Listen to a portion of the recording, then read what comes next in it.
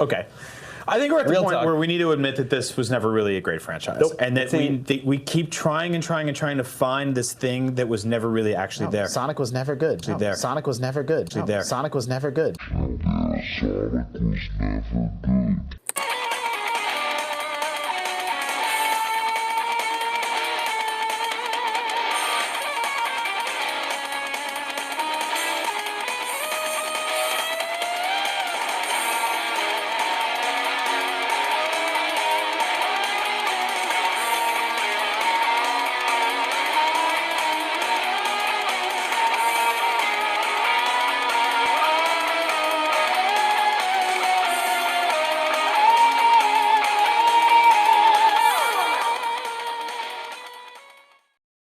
So, the year is 1989.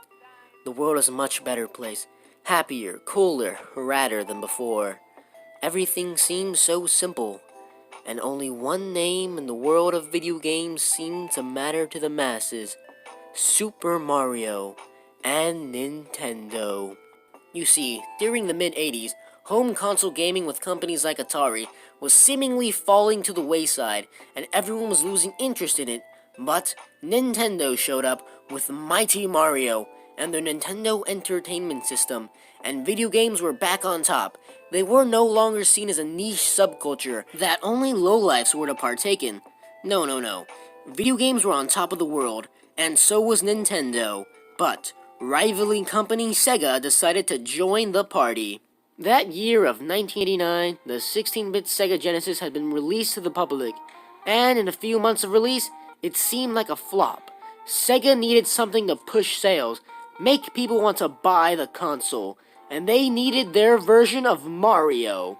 Many different designs were considered for the new mascot for Sega, but they landed on one by Naoto Oshima, a little hedgehog named Mr. Needlemouse, who shall soon be named Sonic the Hedgehog.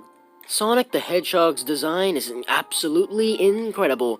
He's a hodgepodge of all of culture, with shoes inspired by Michael Jackson with a Santa color screen, an impatient but sensible personality representing then presidential candidate Bill Clinton, designed after Mickey and Felix the Cat, two classic cartoon icons, and with blue to represent Sega. It seems as though Sonic was made to represent the 90s and also be as timeless as possible. It's completely insane just how well his design works. Though, an aesthetic style that is as timeless as Sonic the Hedgehog means nothing without an actual game to back it up. This is where Yuji Naka comes in, the lead programmer for Sonic 1. He can work wonders when it comes to working on a Sega Genesis. Though a good art style and a great game would be nothing without great marketing. How would you want to buy Sonic 1 if you didn't know what Sonic even was? The marketing of this game was genius. It was in-your-face, high-paced action, always screaming at you just how much better Sonic was than Mario. And heck, it worked. The guys marketing Sonic during the 90s were absolute geniuses. They knew exactly what to do to move units and make them move as fast as Sonic could. I mean, heck, they were practically printing money. But that's enough preamble. Let's get into the game proper.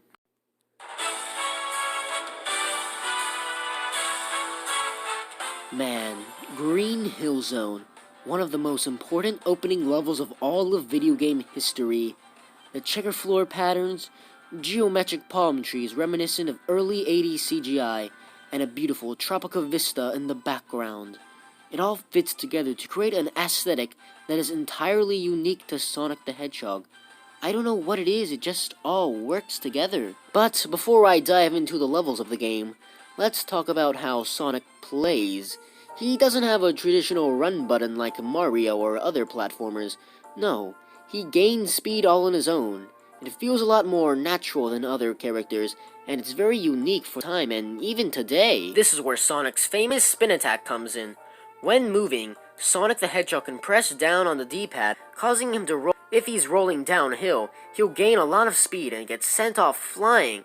It's exhilarating to see Sonic roll through loops and hills if you master his momentum in physics and can blast through the level's terrain. When Sonic jumps into the air, he will also spin into a ball, causing him to be able to destroy enemies or break open other destroyable objects in the level. Though the increased player speed can be seen as a big problem, so what's the remedy for this? The player might be crashing into objects all the time, and this could whittle down their health until they're dead. Well, you see, this is where the ring system comes in. If Sonic is to get hit, all of his rings scatter out, and he has to recollect them. He has a few frames where he's invincible, and can take out whatever hit them, and get back into the action. It actually works really well for a fast-paced platformer like this. So, now that we understand how Sonic should play, we can now get into how levels should feel for Sonic the Hedgehog. And Green Hill Zone is the gold standard. This level knew exactly what it needed to be. It needed to be Sonic's best foot forward, and it succeeded in that degree. You see, instead of sticking to a much more traditional platforming design, having blockier and more straightforward levels, Sonic's level design was a lot more loose and fluid, and it all flowed together equally with Sonic's movement and physics. The level designers spent 6 months designing Green Hill Zone to be the perfect starting level for Sonic the Hedgehog. It's a giant, open, sprawling jungle gym where the player can go wherever they want, however they want. All of this is building up to the iconic loop sequence. For kids in the 90s, this loop-de-loop is completely new and a foreign concept to them. It looks like it's part of the ground so the player can walk on it, but how? If you simply stand at the front and try to run, the player will lose speed and they won't be able to pass through it. So obviously, it's a momentum puzzle. The player has to use the skills they've learned thus far to pass through the loop-de-loop and thus get sent off flying. A loop-de-loop is what Sonic the Hedgehog game design should be. The player has to build speed to get through it, and they are rewarded with spectacle, and it suits the game very well. When the player reaches the end of the level, instead of saying something like Sonic has passed the level, it says Sonic has passed Act 1, another unique defining feature that stands Sonic out from the rest. Instead of the areas being classified as levels and stages, they're classified as zones with 3 acts. Once you reach the final act, you encounter a boss. Instead of the bosses of every level being supplementary villains or henchmen to the main villain, you fight this guy. Wait, who is this? Is this... I am Dr. Robotnik, the greatest scientific genius in the world! Oh my, well, would you look at that? Turns out that he is Dr. Robotnik. Dr. Robotnik is a very memorable video game villain. Instead of fighting henchmen like Bowser's minions or Dr. Wily's Robot Masters, you fight him at the end of every level, getting the player accustomed to his antics so they know how to defeat him every time he reappears with a different machine, and this makes the final battle with him that more climactic. But here's a question. Why does Sonic want to stop Dr. Robotnik? I mean, why does Mario want to stop Bowser? Because Bowser's a big mean monster and Mario's the good guy. It's a very cliche trope when it comes to writing, but Sonic is different. Throughout the game, levels become more and more industrial, with more buildings, factories, and cities popping up. You'd think a game this old wouldn't really focus on a story and wouldn't incorporate it this subtly, but Sonic 1 is different than other games of the time. He was truly trying to stand out, with a different story and different theming than other games. You see, throughout the game, the enemies and badniks that Sonic destroys release a small woodland creature when they are destroyed. This is why Sonic wants to destroy Dr. Robotnik, instead of being told by his master that he needs to stop the bad guy because he's the bad guy, or because the princess is in trouble. No, Sonic is stopping Dr. Robotnik because he has a natural sense of freedom. Sure, sometimes he might be impatient, but he is still a sensible guy. He's a free spirit, not bound by anyone or anything. This is why scenes where we see Sonic fall or get captured are really emotionally charging. We're so used to seeing Sonic blast through everywhere with such speed and grace, is that when we see him fall, it really hurts us. But when Sonic is back on top, it feels just more empowering. And yeah, I did just describe Sonic as empowering. It's filled with empowering images. We see a mad doctor destroy an island, turning it into his robotic hellscape, and one free little hedgehog has to save it all, and he does. It just feels all so great when you accomplish such an amazing task. All of this and more is shown to us in one amazing level called Green Hill Zone. It's the embodiment of Sonic in every way. And then you go to the second level, Marble Zone, and then you go to Spring Yard Zone and Labyrinth, and hooray! The game's over. You did it. What? Did you think I actually had more praise to say about this game? Oh, I'm kidding, of course. No, this game is incredible. I'm just saying, it seems as though after Green Hill Zone, the game just falls apart. Why is that? You see, Marble Zone was created for one singular purpose, so the game wouldn't end up too fast. Sonic Team knew that Sonic was an entirely brand new concept of video games. No video game up to this point was this fast before. It had never been seen. So they decided to create levels specifically to be slower paced, so players could get their bearings and calm down after a highly paced level. This idea in concept is very smart and noble. I do praise Sonic Team for realizing that they had a gameplay style that was new and unique and could potentially be game-shattering, so they tried to remedy it, but in execution it falls apart. What Sonic Team failed to realize is that the first level doesn't start off with 13 boosters shooting the player off at 100 miles an hour. No, there's room for the player to start slow, gain speed, learn how to control the speed, and then keep going, getting faster and faster the more they learn. Green Hill Zone isn't gotta go fast, it's learn how to control your speed so you can go fast. The game doesn't need levels that focus on going slow, because the levels that focus on speed also have sections where the player can calm down and go slow for a bit. I mean, come on, the entire upper part of Green Hill Zone requires slow platforming to reach the top. Marble Zone isn't even the type of challenging platforming level. No, it's just slow, boring, and monotonous. I mean, come on, does any of this look any fun?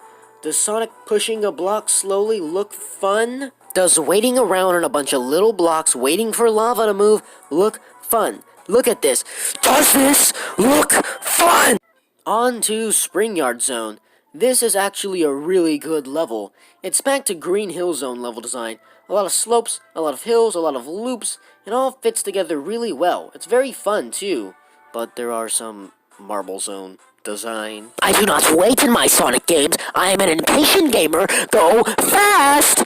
Despite those minor annoyances, this is a pretty solid level. It has a lot of springs and bumpers, as the name implies. These can augment the player's speed and direction, but when using them correctly, they can gain a lot of speed and height. This is a pretty solid level, one of my favorites. Alrighty then, the next level on the lineup is the Labyrinth Zone! No! Blocky platforming, slow moving sections, slow areas, water physics! This sounds like a Marble Zone to me! Now, you see, the level taking place underwater and being a little slower paced isn't really that bad. As long as the game handles it correctly, it could be a really good level. But there's one problem. Yuji Naka thought hedgehogs couldn't swim, so he programmed Sonic to sink underwater. This wouldn't be a problem, except for this tiny little thing that happens when you start to drown.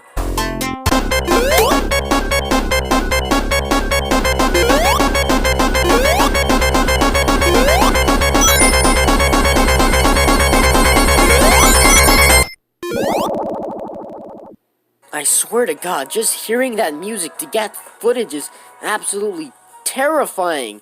There's a reason why this level is so remembered, because of that freaking music. But enough of that horrible nightmare. On to the Starlight Zone, one of the best levels in Sonic 1, and my favorite. We are back to the original Green Hill Zone type design. Lots of loops, lots of slopes, lots of ways the player can gain speed and get sent off flying. Though this level might be designed a lot like Green Hill Zone, this is not why it's truly my favorite, no. I love this level a lot because of my own theories. You see, when you first play Sonic 1, you may or may not know what the hell is going on. And when I did not know what was going on. So I had to piece together why we started off in this tropical green landscape, and in the second level, we were in some temple ruins. And I created my own headcanon that, when you think about it, actually makes a lot of sense in the Sonic universe. My theory was that Green Hill Zone and Marble Zone were both some sort of tourist attractions in the Sonic universe. Green Hill was like the beach. It's calm, cool, and amazing to stay at during a vacation. But my idea of what Marble Zone was a little bit more complex than a tourist attraction you go during your vacation. I thought of it as the Colosseum of Rome. Modern inhabitants preserving the ancient technology and architecture for future generations to see. I've actually been told that Springyard Zone is meant to be some sort of Robotnik creation, but I actually do not believe that to be true. I do agree that Robotnik has some form of control over this place, but I actually think that the city in the background is where most of the Mobites and Islanders live in Sonic's universe, and that is simply a construction site for some sort of skyscraper that Dr. Robotnik has taken over and is using to build the Starlight Zone. The Starlight Zone is thematically one of the most solid Sonic levels in all of history. Once you reach the top, there's a lot of headlamps and lights, suggesting that this is meant to be some sort of giant skyscraper, but there's also a lot of scaffolding around, meaning that it is very much unfinished. Well, what will this level become? What should it be like? Well, I believe that this is Robotnik's process of roboticization. We've seen what his roboticization looks like on animals, but what does it look like on an area? Well, Starlight Zone is the example. This is what Green Hill Zone would normally look like, and this is what it's like roboticized. If you were like me and died a lot when you were first playing this game, you would have had to replay Green Hill Zone over and over and over again. And once you came to Starlight Zone, you would realize the stark similarities in the two levels. It's really insane just how similar there are. It's almost as though this is a dark mirror version of Green Hill Zone in Robotnik's vision. But what is a fully mirrored version of Robotnik's vision? Well, that would be the Scrap Brain Zone. This level is absolutely ruthless, throwing every punch it can at the player.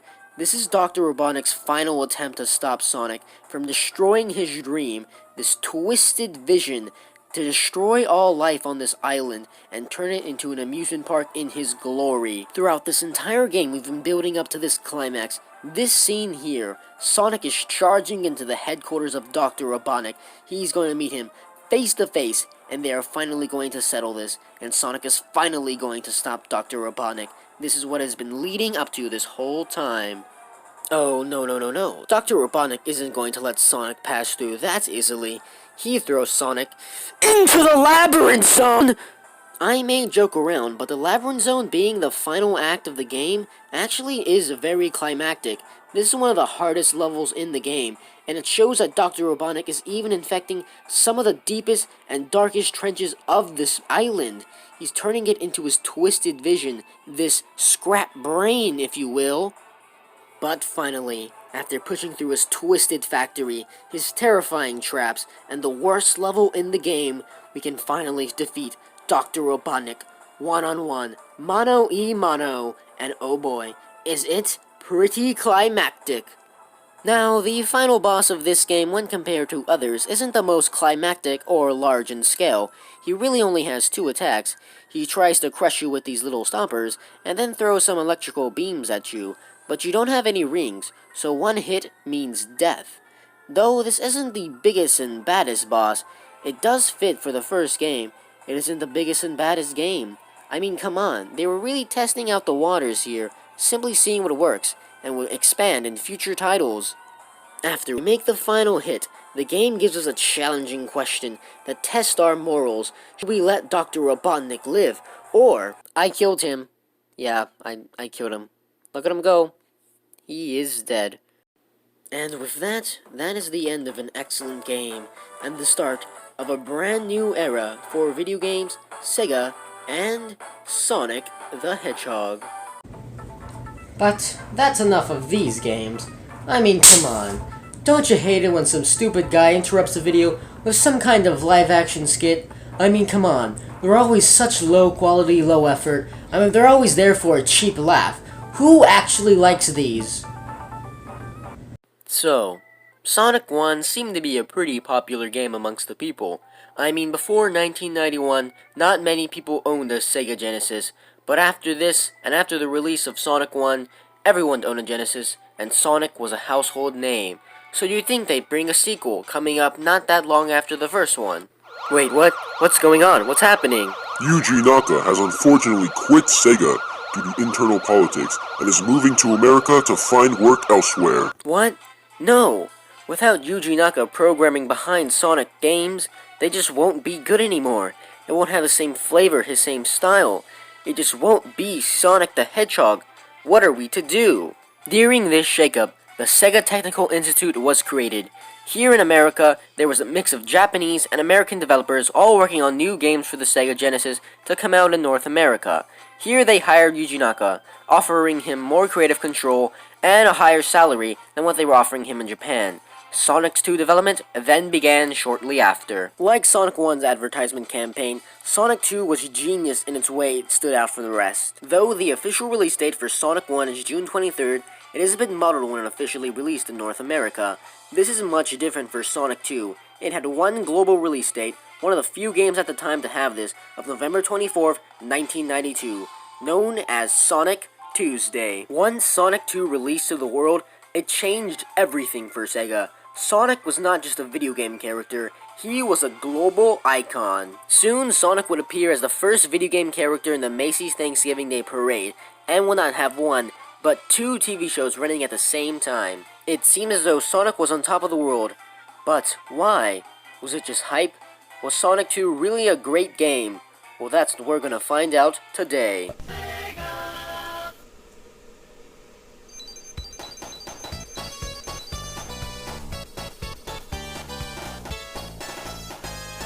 Alright, yeah baby, let's get some Sonic 2 up in here. You see, Sonic 2 was a bit of a strange sequel.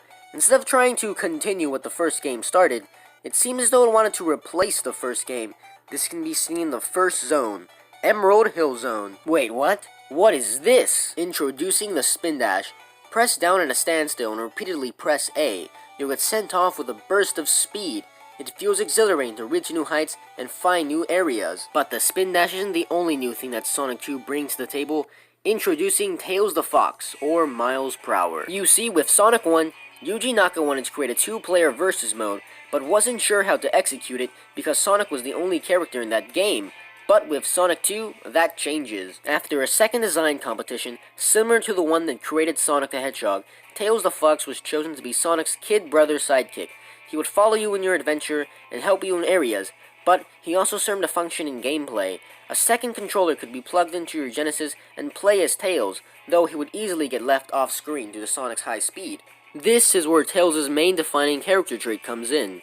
He has 2 tails, which he can spin together rapidly to fly.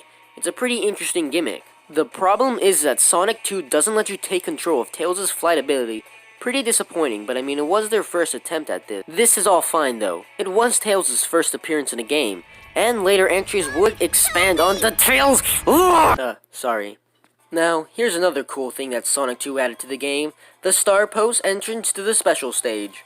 Oh, that's right. I glossed over the special stages in Sonic 1. You see, if you beat a level in Sonic 1 with more than 50 rings, a giant ring would appear, and jumping into it would get you entered into a special stage. Here, Sonic would be ejected into a 360 rotating maze where you would have to navigate and look for the Chaos Emeralds. They'd be hidden somewhere in the maze and the player would have to find them. But, due to the tricky levels in Sonic 1, the amount of times the player could enter a special stage and get a Chaos Emerald were fairly limited.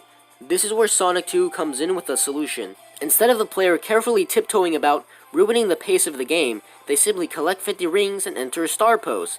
It's pretty genius. But, what are these special stages, you might ask? Oh boy, is it the 3D half-pipe! Unlike the Sonic 1 special stage, which was 2D sprites in a fully 2D environment, this is 2D sprites assimilating a 3D environment. It looks pretty good, especially for the Sega Genesis, which couldn't pull off this type of stuff that the Super Nintendo could pull off. So, what type of special stage is this? You have to collect a certain amount of rings in a certain amount of time, and then once you collect them, you can pass on to the next ring gate. This is a little bit tricky, but once you get the hang of it, it actually is pretty fun. Alright, I think we got all of the new gimmicks out of the way for Sonic 2. On to the levels, Emerald Hill Zone, and as I was saying earlier, it is very clear to see that this is not trying to be a new level, but instead is trying to be a revamped version of Green Hill Zone. This started the inevitable trend of every Sonic game reusing Green Hill Zone. But in Sonic 2, it can kind of be excused. Instead of simply repeating whatever Green Hill Zone did, it tries to innovate in new ways. The colors are more vibrant, it's a lot more larger, more vast. It feels like a greater area than Green Hill Zone ever was. This difference in style is emphasized by Sonic 2's emphasis on speed and speed-based platforming. In Sonic 1, the only real levels with loops were Green Hill Zone and Starlight Zone. yet they weren't that many loops to begin with. Sonic 2 then takes this concept and cranks it up to 11. Loop-de-loops, corkscrews, all give off this amazing sense of speed. It's exhilarating. All of this mixes together to create a single level that is just as good as Green Hill Zone. Maybe not a sandboxy and playground type, but it's just as fun to run around and blast through at top speed. Alright, let's just move on and... Wait a minute, is that the boss? But we're only in the second act of the zone. What's going on here? You see, instead of the 3 acts like Sonic 1, Sonic 2 thankfully whittled down the act number to only 2, greatly helping with the pace of the game. All of these small and seemingly imperceptible changes from Sonic 1 to Sonic 2 make a big difference in the long run. Why do you think this game is regarded so highly? Not just because of these little changes, but also because of the levels. Speaking of levels, let's get into the Chemical Plant Zone. One of Dr. Robotnik's many large and expansive factories spread out throughout West Side Island. And oh boy, is it large and expansive. I only have 3 words for this level. Blast! Processing! The sheer amount of speed that the player can reach in this level is incredible. It really shows off what Sonic can do in this gameplay style. But the Chemical Plant Zone isn't nothing but just blind speed and no substance. There's a lot unpacked here. It's a really well-designed level. Intricate pathways, multi-layer level design, and a lot of interesting places that the player can reach, if they're skillful enough. The perfect example that comes to mind for me is the water rising section in the second act of the level. This section in Sonic 2 is very infamous for how many children couldn't get past it. You have to deal with water physics, the drowning time limit, and constantly moving platforms. It's very stressful if you don't know what to do. But if the player carefully executes a maneuver of spin dashes and jumps, the player can skip this water section entirely. It's pretty exhilarating. There is a reason why Chemical Plant is the heart of so many Sonic gamers throughout the world. It's just such a memorable level. Everyone seems to love and appreciate it. Now, on to the next level. Welcome to the Aquatic Ruin Zone, the obligatory water level of this game. Yet, it's a lot more inoffensive than Labyrinth Zone from Sonic 1, and it flows a lot better too. Unlike Sonic 1, instead of the Labyrinth Zone pushing the player into a water section that they don't want to be in, the Aquatic Ruin gives the player a choice whether or not they want to be in the water. If the player is skilled enough, they can take the higher path and avoid the water entirely. But if the player's skill level is low, the player will have to deal with water sections and water hazards. It's a pretty interesting way to give the water a bit of meaning in the player. If the player does good and understands the level, they don't have to deal with the slower sections. But if the player fails, they'll have to deal with drowning, water physics, and slower platforming. It's pretty interesting. All of these elements combined make a level that, while it's not the most favorite or most popular in the Sonic franchise, it is still a pretty well-designed level in the whole of Sonic 2, which is why the few people out there seem to enjoy this level quite the bit, although it does not stand up to the level that comes after it. The cool, the chill, the legendary Casino Night Zone. Sonic 2 started a trend of levels where Sonic can just kick back, relax, gamble away his life savings, and get into crippling debt in the casino form levels. This level is so fondly remembered due to the addicting gambling aspect added to the level design. Using bumpers and springs, the player can reach these slot machines. They can either win big, gain a whole bunch of rings, or lose it all. It's a very addicting game of chance. This type of level theme can actually be seen in the Spring Yard Zone from Sonic 1. It's a lot less casino-y Las Vegas, and a bit more gambling bingo at your grandma's retirement home. You could see the ways they were trying to innovate what they were doing in Sonic 1 by expanding on it in Sonic 2. Not only that, but this level is actually home to the best boss in the game, using Sonic's mechanics and mechanics established previously in the level to create a boss that truly tests the player's skills and what they've learned thus far. It's a pretty well-designed boss. And speaking of the bosses of Sonic 2, let's talk about them real quick. You see, the bosses in Sonic 1 are fairly simple, simply adding a small hazard or trap on the Dr. Robotnik's Egg-O-Matic that Sonic has to dodge to fight him. It's fairly simple and it works really well, but Sonic 2 is a bit more complex than that. The bosses for Sonic 2 aren't that simple. You see, they all have unique themes for each level. Sure, some of them don't match, but they are all very creative, and work fairly well, if they are on a little bit of the easy side. Also, the Casino Night Zone is home to the most prominent glitches in Tails history. Just look at them there, staring at me menacingly. Next up on the list of levels, we have the Hilltop Zone, which is very obviously a recolor of the Emerald Hill Zone, which comes from the original concept of Sonic 2. You see, Sonic 2 was meant to be a much larger game, involving time travel to the past, present, and future. And as you can see in this past mock-up, Hilltop Zone was supposed to be a prehistoric version of Emerald Hill Zone, which is why there's dinosaurs and lava-themed badniks. It's pretty interesting to see what Sonic 2 could have been and what got left in the game. But if we just look at what came in the game, I see this level a lot like I see Marble Zone, a bit of a prehistoric landscape, saved and preserved by modern inhabitants. But instead of being saved and preserved for historical reasons, it's simply an untouched and undiscovered landscape that Sonic and Tails and Robotnik are all discovering for the first time. Pretty interesting when you think about it that way. Oh yeah, the original music for this level is a complete meme.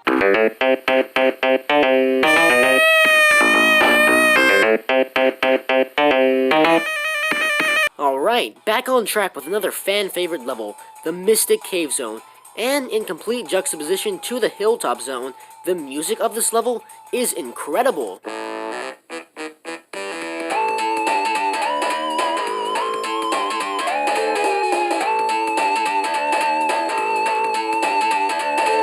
But despite this level being a fan favorite, there is one major problem with it. It is incredibly difficult. The difficulty spike from this level to previous is insane. Nothing shows us off more than the dreaded spike pit in the second act. Not only can a new player run right into the pit, but if they have an invincibility, they'll have to wait for it to wear out. And when it does, they'll have to lose their rings and then wait for them to die. It's a complete time waster. It sucks. It seems though Sonic Team just wanted to place spikes randomly willy-nilly just for artificial difficulty, and then having to place invincibilities in areas where there shouldn't even need to be any. Come on, it's crazy. I just want to listen to the Mystic Cave Zone, but I have to listen to the invincibility theme because spikes are just popping out of literally every corner of this level. Though I really do like Mystic Cave Zone at times, I do find it hard to find why so many fans love this level.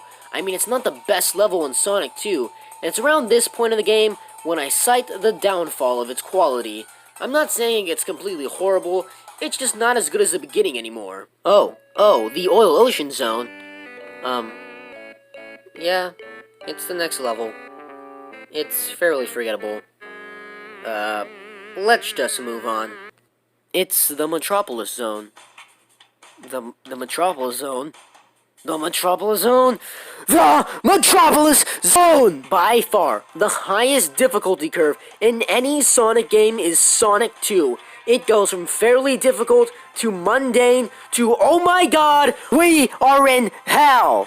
The amount of cheap shot enemies placed in areas where the player does not have enough time to react to them, or they are being launched directly into them, is insane. This is unacceptable in a game of this quality. Everything in this horrid level seems to be placed here almost randomly for artificial difficulty and to pad out the gameplay. I mean, come on. None of this is intuitive or designed well. It's just random enemies placed in random spots to disrupt the player's flow. It's terrible. But no, that's not the worst part. You want to know the worst part about this level?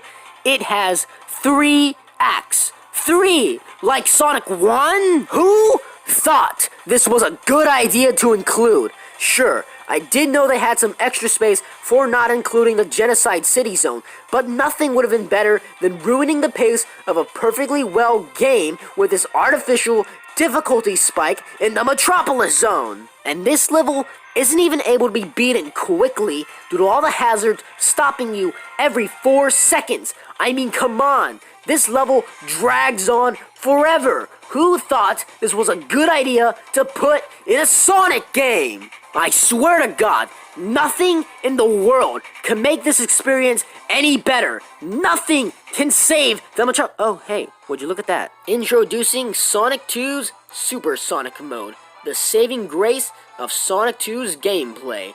Sonic 1 originally only had 6 Chaos Emeralds. Up that ante by 1 more, make it 7, add a Super Saiyan God mode, and you'll have one of those memorable aspects of the Sonic franchise. After you collect all the 7 Chaos Emeralds and collect 50 rings in level, jump once and you will activate the Super Sonic mode.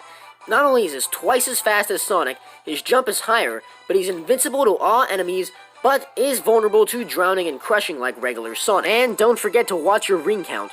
Supersonic drains 1 ring per second, so when that hits 0, you're back to regular Sonic, and that's no good. Supersonic truly is the ultimate reward for any player who manages to obtain him. I mean, come on, it truly tests your skills as a player. Can you maintain your rings while being super? Can you beat all the special stages? It's incredible. Up next is a fairly less frustrating level, the Sky Chase Zone. It's calm, relaxing, has some nice visuals, and some very soothing music. I like this level a lot, though it is an auto-scroller where Sonic and Tails are chasing after Dr. Robotnik, so there is no real way to speed it up. But in terms of simply storytelling, it's an amazing transition between levels. But what is it transitioning to? Why, it's Dr. Robotnik's Wing Fortress Zone, an invincible airship that Dr. Robotnik uses to mobilize his forces and roboticize multiple islands in rapid succession. After Tails and the Tornado is shot down by Robotnik, Sonic is forced to take on the Wing Fortress Zone and Robotnik's forces solo. Due to this level taking place in the sky, there are a lot of sky-based hazards and obstacles. As you probably guess, bottomless pits are plenty, but there are other unique sky-based gimmicks and hazards in the level, like this section. After a gust of wind pushes Sonic onto some panels, he has to jump off to some more panels and time his jumps correctly. It's pretty fun. Not only that, but the visuals of this level are completely spot on, reminding me of old 1920s and 1940s wartime movies. It's an aesthetic that we don't really see in a lot of Sonic games, but one that I am very fond of, and seeing Dr. Robotnik's iconography and style plastered over it just makes it work that much more. But after you beat the boss, a cinematic plays, and oh no, it seems that Robotnik is getting away. But miraculously, Tails has showed up to help Sonic once again. He has souped up the Tornado with a rocket booster, and finally, Sonic can chase after Robotnik once again. In a final attempt to stop Dr. Robotnik's evil scheme, Sonic jumps into the tail end of a rocket and holds on for dear life, not knowing what is in store for him. Robotnik then docks his ship into mysterious, egg-shaped metallic prism, the forever infamous Death Egg Zone. Now, this is the point where the game kicks back into high gear. You see, unlike previous levels, this is a single-act boss arena, and these bosses are tough, challenging, and oh boy, do they leave an impression on a player. The first boss we see of this dastardly duo is Robo-Sonic, a prototype metallic version of Sonic the Hedgehog. It's very interesting to see the way that Dr. Robotnik has been planning on ways to specifically beat Sonic since his loss in Sonic 1. Very interesting. And this boss is fairly challenging, constantly changing up his moves and different attack patterns. It's an interesting and challenging boss. Once the dastardly metallic doppelganger is taken care of, the player can move on, and the true final boss can begin. The Death Egg Robot, truly one of the most menacing, memorable, and challenging final bosses in all of Sonic the Hedgehog history. Things have truly escalated from a few stompers trying to crush Sonic to Robotnik building a giant mech in a space fortress to try to destroy Sonic and everything he seems to love. This game has been leading up to this moment, this climactic final battle between two rivals, two entirely opposing forces, one of nature and one of technology. Robotnik is throwing everything he has at Sonic, but Sonic won't let up until his way of life can be protected from this maniacal monster. And once the player can land a final hit on this boss, it feels so good. It truly feels the player accomplished something great. This leads to one of the best cutscenes in Sonic history.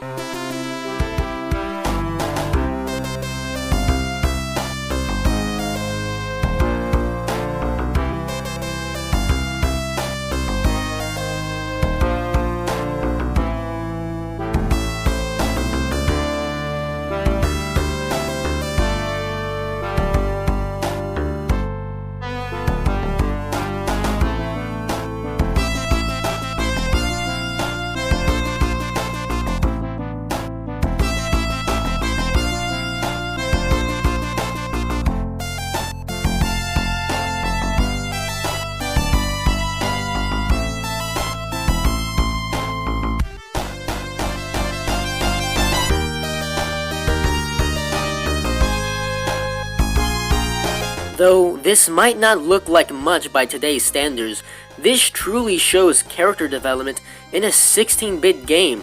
Tails could have stayed behind, but instead, he flew off to save Sonic, cause they had built a bond over this game.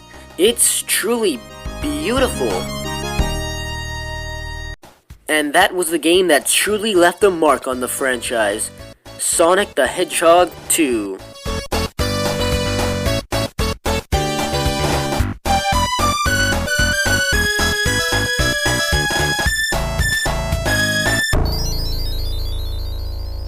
Sonic 1 was a monumental title in gaming, and thanks to Sonic 2, Sega and Sonic the Hedgehog were pushed to the forefront of pop culture. Sega was no longer just a rival to Nintendo. No, they were real competition, and Sonic now was a true multimedia franchise, up there with Mario and the likes of popularity. Sonic was even more iconic than Mickey Mouse at the time. Sega, trying to keep Sonic's momentum rolling and trying to make a little bit more extra cash on the side, created the Sega Mega CD, a CD-based add-on for the Sega Genesis that could display full-motion video, had its own unique games, and could play audio CDs. And exclusive to the console was 1993's Sonic the Hedgehog CD. But Sonic CD is an entirely different video.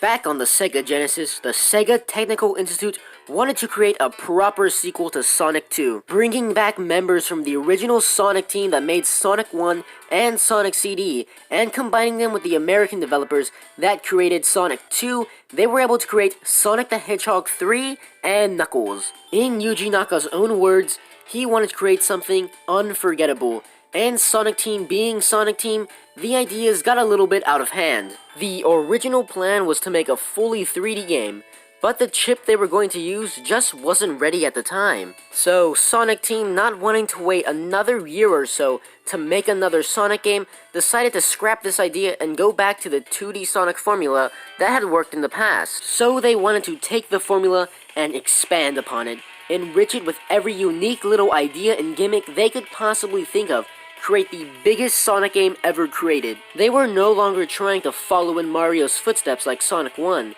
and they weren't just trying to narrow down the formula to speed like Sonic 2. No, they had an amazing game formula, and they wanted to prove to the entire world that it could be the greatest game of all time when put in the right hands. But almost to a detrimental degree, this game was a little bit too big. The levels were too expansive. The art was too gorgeous. There was too much story, too much gameplay, too much for the Sega Genesis to handle. And well, there's just no realistic way to get this game out in time for February of 1994. So Sega thought of the craziest solution possible. They split the game in two and released what was ready to go in 1994. And 6 months later, released the second half of Sonic 3. But why split the game in half? Couldn't Sonic fans wait a few extra months for Sonic 3? Well, we can blame it to McDonald's. That's right, the main reason that Sonic 3 was split into two was because of the McDonald's Happy Meal sponsorship. Sure, maybe splitting a game in half isn't the best idea, but it is a very novel idea, and it fits Sega's marketing at the time. Sega was all about the next level, taking risks, taking a new step forward. Sure, the 32X and the Sega CD weren't really the best ideas in hindsight, but at the time they were exciting and new and interesting. Sega and Sonic were all about barriers, finding them and breaking them down. Because these guys were talented enough to break down those barriers. They didn't have to invent a lock-on technology or bring these two games together. One could have been Sonic 3 and the next one could have been Sonic 4, no extra bells and whistles. But that was not the case. They had a plan, and they were going to see through that plan until the very end. It's almost motivating in a way. They were determined to make this the greatest Sonic game of all time. Alright, that's enough stalling. We're gonna stop talking about Sonic 1, Sonic 2, and we're going to talk about Sonic 3 and Knuckles, the greatest Sonic game ever made.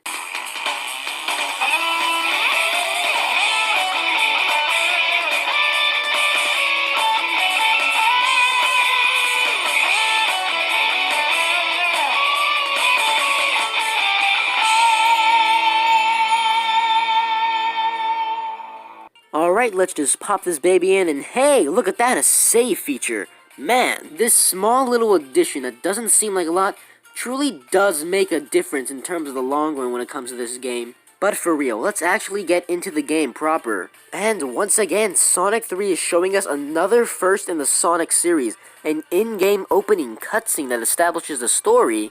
What? Whoa, whoa, whoa. Slow down. The Genesis can't do cutscenes. This is magic! I know, it is hard to believe, and it truly is a sight to see, especially on a Sega Genesis, at just how old this console was. But it really shows you how Sega were pushing the limits of this machine, trying to tell a story grander than whatever was happening before. This short 20-second clip is probably one of the best instances of storytelling in a Sonic game. Sonic is an extremely visually expressive character, from his American design all the way back to his Japanese design. His design is simply striking. Speaking of strikes, introducing Knuckles the Echidna. Ah yes, Knuckles the Echidna. Sonic the Hedgehog's first ever real rival. Sonic had a mohawk, but Knuckles was boasting some dreadlocks. Sonic was speedy, while Knuckles was powerful. Sonic was blue and Knuckles was red. Every element of these characters were completely at odds with each other. But why is Knuckles a rival? What does he have against Sonic? Really, as far as this shows us, there is no beef between these two. Sonic just hopped onto his island, Knuckles punched the Chaos Emeralds out of him, and bam shazam, he's out of there. I feel like it's best to examine things as the game gives them to us. So that's what we'll be doing. We will not be getting into the larger narrative until it becomes apparent what is truly going on here. And speaking of actually getting into the zones, the first zone, Angel Island Zone. And oh boy, what an opening zone this zone is. Like any iconic Sonic opening stage, it has us in a lush green environment, but unlike the Emerald Hill Zone, it's just not another retread of Green Hill Zone.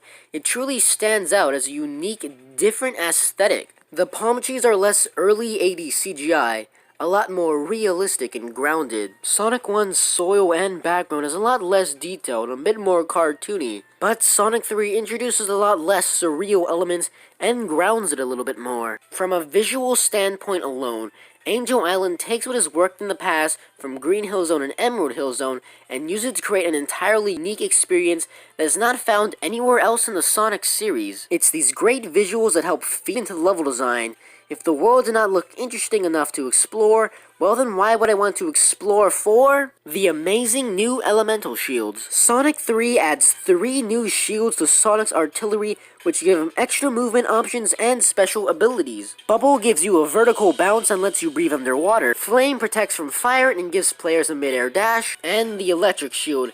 It gives the player a double jump and attracts rings to the player. This gives the player a reason to want to explore the levels for new movement options and these great power-ups. This then motivates a player to play well so they don't lose their shield, so the game can be more fun. This then gives Sega a reason to build giant and expansive levels filled with nooks and crannies for the player to find. And speaking of giant levels, let's get back to the Angel Island. Oh boy! That's right, Sega gives us another reason to explore, the special stage. Like Sonic 2, Sonic 3's special stage does go for a faux 3D effect, and for the Sega Genesis, not being able to pull off Mode 7 that the Super Nintendo could, this is incredible to see on this machine. The objective to the player is a bit more clear and a lot less trial and error based like Sonic 2. In Sonic 2, the camera was directly behind Sonic, leaving the player unable to see most of the objects heading their way, meaning they would easily walk into bombs. Sure, it was easy to get the hang of it, but it did take a lot of time and practice. Sonic 3 gives the player a bird's-eye view of the whole area, allowing them to see what is coming and react accordingly in time. It's a much more fair and much more rewarding special stage to master. Okay, now after establishing all the new gimmicks and ideas that Sonic 3 brings to the table, he can finally get back to talking about the Angel Island Zone, all its new features, gimmicks, and everything about it, huh? I should get back talking to the Angel Island Zone, but I say all this now to show you just how much Sonic 3 was expanding the formula. It really shows you what Sonic Team were trying to do to make this a better experience than whatever had come before. And this comes in the form of being able to play as Sonic, Tails, and Knuckles, all with their own unique and interesting abilities. I will strictly be talking about Tails though. I will bring up Knuckles and his unique gameplay once he becomes much more relevant to the whole game as a whole. While it was very much possible to play as Tails in Sonic 2, he didn't have any of his special abilities. His flight was simply a spawning mechanic, as I have established earlier. He was just a reskin of Sonic for those fans who really did enjoy Tails as a character. Sonic 3 hops on in and gives everyone's favorite two-tailed friend the ability to fly, and it actually feels really good. Not only that, but the game designed specific ideas, routes, and level designs around Tails and his ability to fly. Like I keep mentioning, Sonic Team really wanted to push the boundaries of what they could do with this game, making the levels twice as large, twice as expansive, and with twice as much content. And like every great opening stage, Angel Island Zone is the one that establishes all this amazing new content and gimmicks to the game. And you may think with this much going on, without us even getting past the tip of the iceberg with this game, you'd think it'd be a hot, bloated mess. But Sonic Team managed to wrangle it all in, make it fun, make it interesting. Like I said, these games and these environments, they're a playground. But this playground is unsupervised. It's just designed well enough that you can teach yourself how to properly run around at the speed of sound into 16-bit land. There is a reason why Angel Island Zone is brought up a lot of the time when thinking about some of the best Sonic levels. It's just such a well-designed and well-crafted area. It's filled to the brim with every gimmick and idea and unique little feature that made Sonic the great gaming icon he is. It's an amazing jungle gym filled with fun and endless possibilities, and I mean that quite literally. And just halfway through the first act of the zone,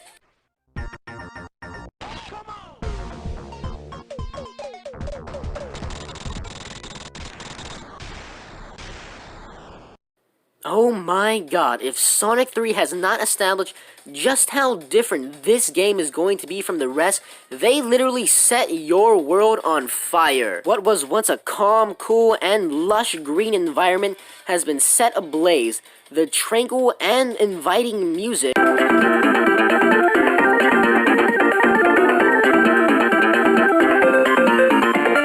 The music is more crazed and frantic. It feels like you're running from these giant hell flames for your life.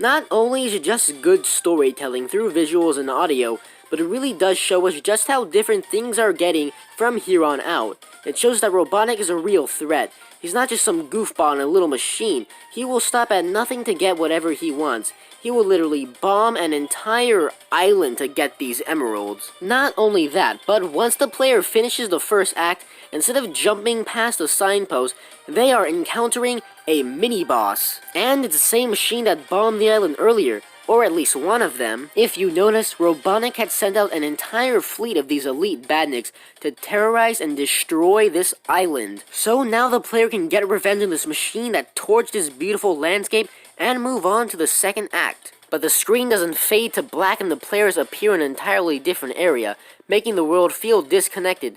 No, instead, they just start off in the exact same spot. No fade, no transition, it's just boom!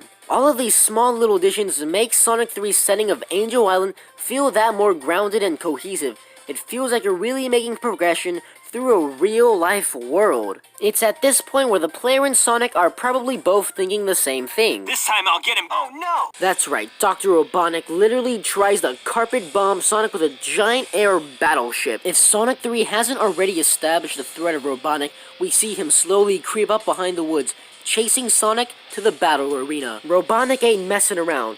He burns the bridge that the player is standing on, making sure that they cannot escape. After defeating Robotnik, Knuckles shows up to press a button, sending our players down a trap into the next zone. Ah yes, the Hydro City zone. Or is it pronounced Hydrocity? Or Hydrocracy? I mean, that's what I called it when I was a kid. Look, the name of the zone doesn't really matter. What matters is that this is this game's token water level, and unlike Sonic 1 or 2, this level is actually really well made. Now, good water levels in Sonic games are few and far between, thanks to the traumatizing drowning music and slow water physics that make the game a drag to play.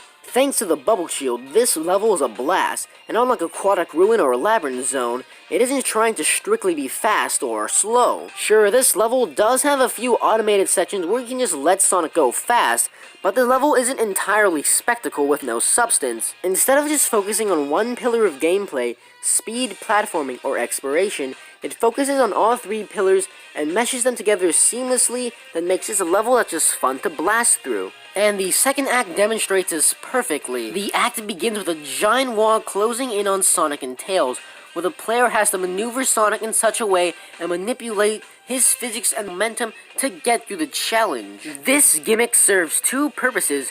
It shows the player that Angel Island is not a place that Sonic wants to be. This place is hazardous and filled with mysterious traps that he doesn't know about. And it also starts the level off crazy and frantic and fills it with energy. Once the player beats that section, they're rewarded with an amazing act that's just as fun and just as fast-paced as the first one. And oh my god, the music!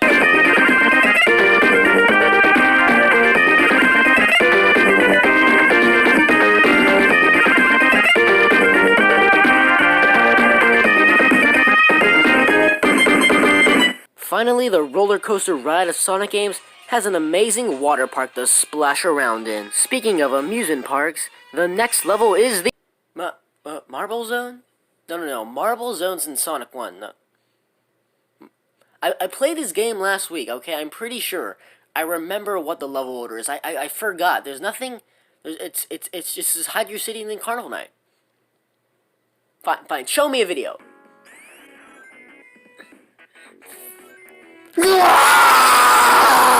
Alright, fine, I won't skip Marble Garden Zone, jeez.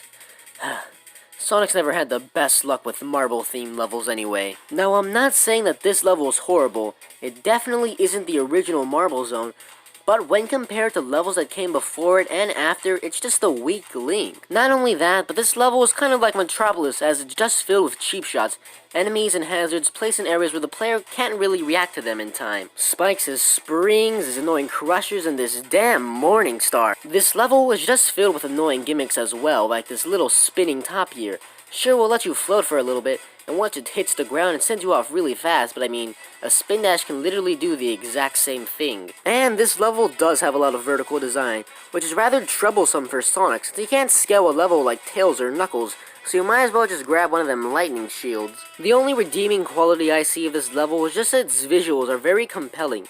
It makes you ask questions about the ancient civilization that lived on this island. Alright, we're back on track with Carnival Night Zone, the successor to Sonic 2's Casino Night Zone. And now that I really think about it, Carnival Night feels like it would be a lot more at home with Sonic 2. This level has a lot of speedy sections. Though it is still open, it is fairly linear most of the time you're running through it. But Casino Night is filled to the brim with nooks and crannies and is a very large and expansive level, especially for Sonic 2. But don't worry one bit, this level is still a blast to run through, and there's a tons of nooks and crannies and little secrets to find if the player is up to the challenge and they want to explore. Like Marble Garden Zone, this level is filled with a lot of tricks, but it fits the theme a little bit more.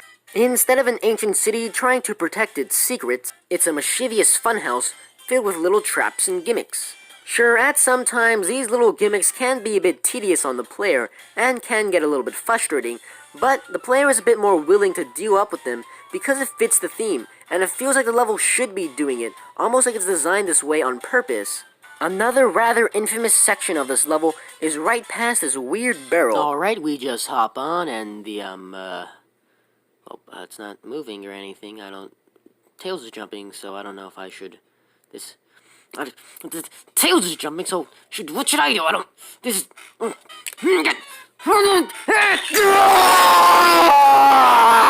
Oh, you just press up and down. Thank you for telling me. That's right, this stupid little barrel is the most memorable part of this entire zone.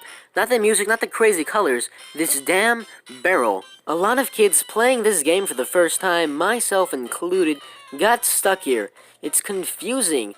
Nothing else in the game is like this. There's a wall closing you off, the timer's ticking down. I don't know what to do with this barrel! But this feeds into what I was saying earlier. Sure, this game might be a fun playground, but it's unsupervised, and the player has to teach themselves how to get through these obstacles, and you can't do that without patience and practice. Yeah, those are things you need in a Sonic game. Sometimes blasting on through doesn't work. The barrel is telling the player that this is going to be a fun ride, but there still will be challenges. Sometimes you have to think out of the box, and sometimes completely break down that box, tear it to shreds, and destroy it. Because you have to learn. This game isn't just hold right to win. This game shall be a test of your skill up to this point. Man, all this really is just some great game design in the form of one weird little barrel. Once the player figures out the Barrel of Doom, Knuckles turns off the lights in his giant tour room and sends them down to a flooded maze of the carnival. The second act of the level tightens up a little bit more. The player has to trudge this underwater maze of this carnival night. It's rather stressful at some times. Yet the pace is never halted. It's still fast-paced and fun. It's still goofy and lively, just with a little bit extra challenge to make this level stand out from the rest. And really, that's all Carnival Night Zone is. It's just such a standout level, and I'd love to see it come back someday. Now it's time for everyone's favorite level, the Ice Cup Zone, and woo-hoo! Yeah, baby! That music!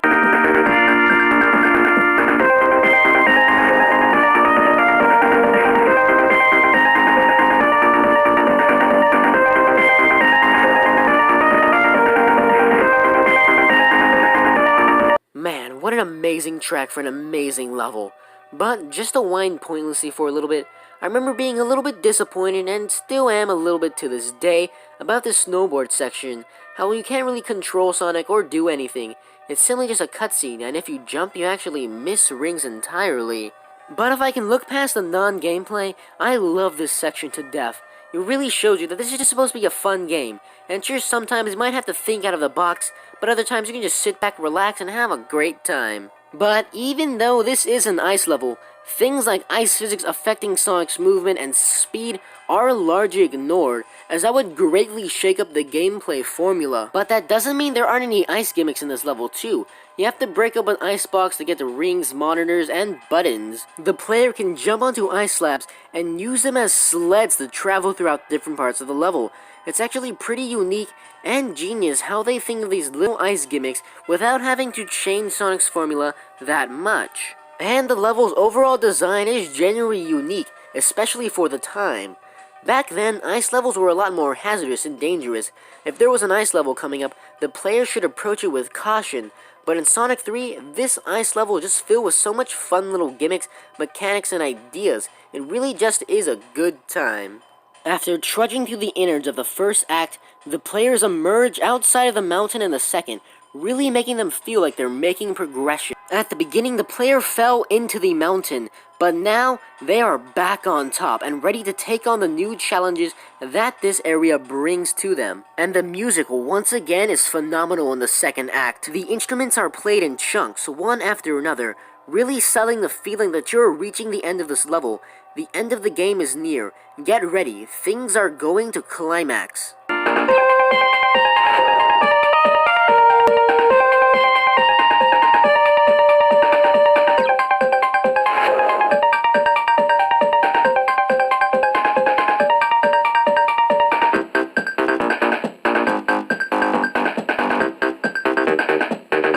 All of this makes for such a fan-favorite level, and I can see why so many people call this their favorite.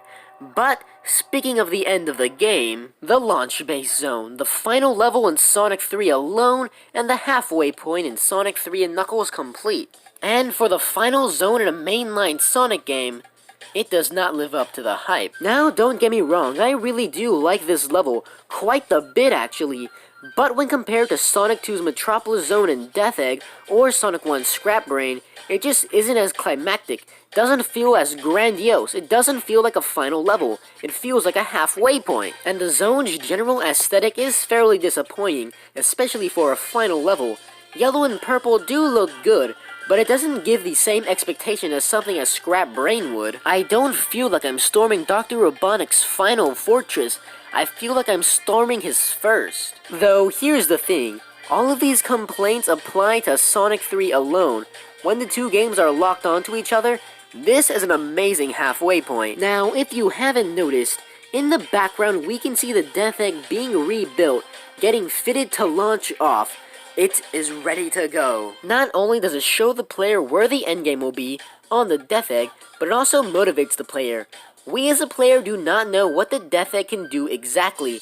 All we do know is that we do not want it to launch off, and if it does, it's the end of the world for Mobius. And we can also see that the Death Egg is being built inside the water, and once we reach the second act, we will soon be in that water as well, showing us through the background and through the foreground that we are approaching our destination. After we defeat the boss, we jump into Dr. Robotnik's Ego Mannequin. It's Knuckles. Finally, we can see what the snickering redhead is all about, and, Knuckles finally punches something, does no damage, laughs, falls to his death, and damn, what an anti-climax. For Sonic 3 alone, this is a lackluster way to end Knuckles' story, but for Sonic 3 and Knuckles, this is passable. After a halfway point boss that is easier than eating a piece of cake, the Death Egg falls out of the sky. This time, we don't even make it onto the Death Egg, we just see it fall. Pretty anticlimactic, especially when compared to Sonic 2. But for the full package, we do not need a giant extravagant Death Egg level, at least not yet. And here is where the lock-on technology comes in handy.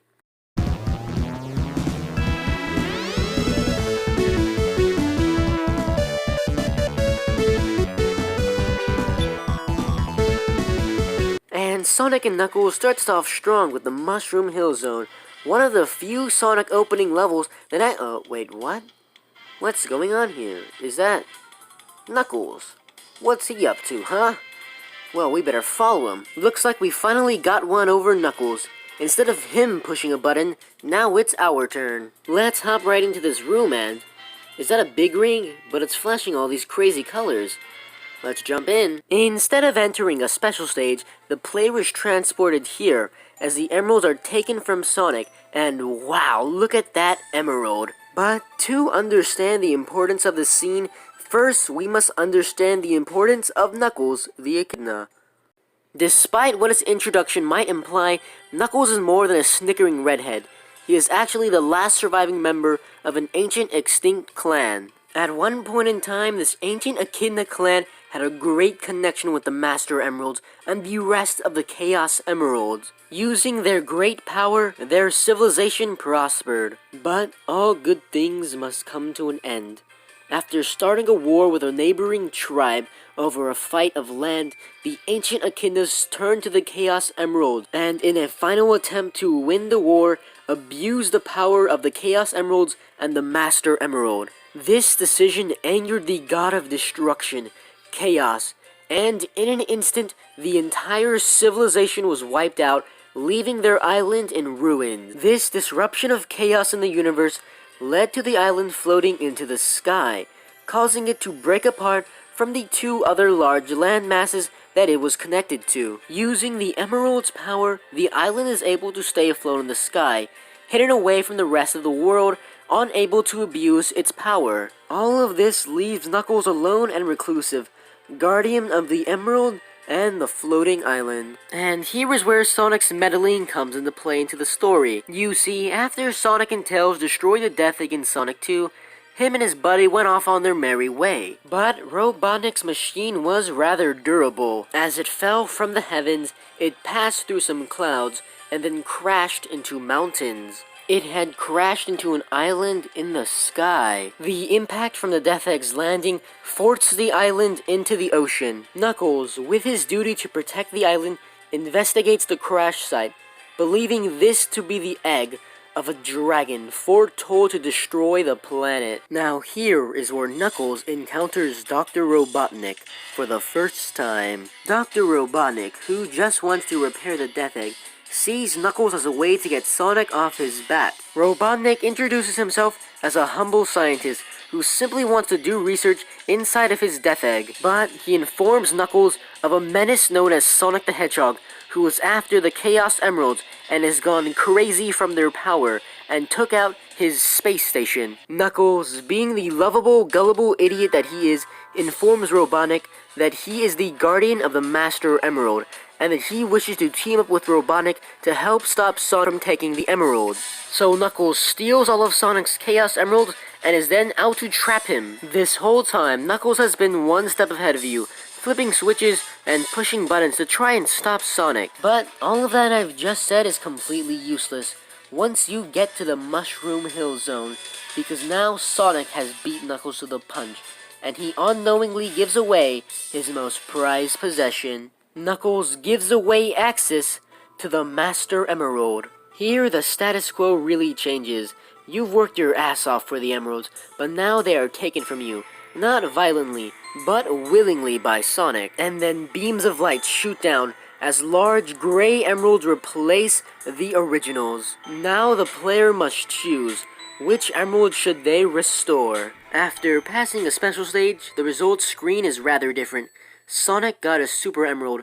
The camera slowly pans down as the player fills with excitement and wonder, and they ask themselves, what will happen when all are made whole again? Now the player is properly motivated to explore every nook and cranny of these giant and massive levels. And speaking of levels, let's just jump right into the Mushroom Hill Zone. So, as I was saying earlier, the Mushroom Hill Zone is the only Sonic opening stage that isn't a beach or a tropical setting. Instead, it is a lush green forest filled with giant overgrown mushrooms and large fungi. This helps the level stand out from other opening stages in Sonic games. And like the Angel Island Zone for Sonic 3, this is a great starting level for Sonic and Knuckles alone, filled with tons of little gimmicks, ideas, and fun little things to play around with, so the player can get used to the controls and get a hang for this environment and gameplay style. But this presents a problem. This level is a great opening stage. How does it fare as a halfway point? The jarring dip in difficulty from Launch Base to Mushroom Hill could easily ruin the pace of this great game. You see, Sonic 3 alone actually made Launch Base harder by adding more enemies and traps, and the complete package evens it out so it fits better in the flow of the game. And yeah, that's how I would describe it. The Mushroom Hill Zone just has a really good flow to it. From the player having to master all of its fun little gimmicks and ideas, to the level changing seasons halfway by the second act. It's all just has a good flow. Speaking of flow, the Flying Battery Zone. Probably one of the best levels in the entire game. Like the Mushroom Hill Zone before it, this level has a great flow. Sure, on your first time it might be a bit difficult, and it might be a bit of a spike in challenge, but it is still such a rewarding thing once you master every inch of this level so you can blast through it at blistering speeds. Though it is a much more linear level when compared to the other ones, with only 2 diverging paths instead of the normal levels about 4. This can be seen as a negative, but it really just streamlines this level to be about one specific thing: Robotnik. This level is filled to the brim with little mechanics, ideas, and things that make the player think, hey, is this what's going on behind the scenes at Robotnik's workshops? The capsules we normally see at the end of the levels and are filled with critters are either filled with rings and or badniks. It really makes the player think, what's going on behind the scenes? This level really felt like it wanted to show us the inner workings of Robotnik Base, and expand on Ring Fortress brought to the table, by really showing us what's going on and what we're fighting against. Instead of the player strictly staying outside of the ship to use it as a stepping stone to get to the Death Egg, it really feels like a real-life place that could plausibly exist, at least in terms of Sonic Universe. They go inside, outside it, all around the ship, trying to destroy as much of it as they can. It makes the moments when you beat the level that much more empowering. But rather unfortunately, the flow of this game shall come to a halt once we reach the Sandopolis Zone. But I do not want to talk about this level just yet, so we're going to talk about Knuckles the Echidna instead. Even though all this lock-on business is pretty hokey, especially by today's standards, it was necessary at the time, because Sonic Team had a vision with Knuckles. You see, it's very likely that at this point in the game, the player has realized that they can break through walls and barriers with enough speed and practice. But here's the catch. Sonic can only do so much, and the game makes it a point to show you this. There are plenty of walls that Sonic can break through, but in Angel Island Zone Act 1, there is one that the player simply cannot, and the player has to wonder, what will happen when they break through it? Not only does Knuckles show us the way, but he shows us an entirely new section of Angel Island. Not only does Knuckles bring new areas to the game, but he also brings new mechanics of gliding and climbing onto walls. Sonic is all about building momentum on slopes and being able to blast through levels at light speed. Tails is about flight, scaling a level to make it easier on the player.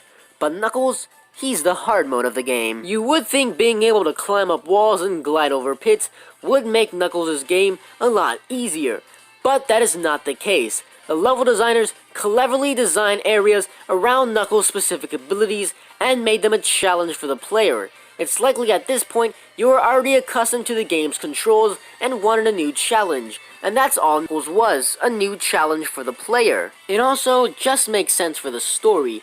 Knuckles is the guardian of the island, so of course he would know secret passageways that Sonic and Tails don't even know exist.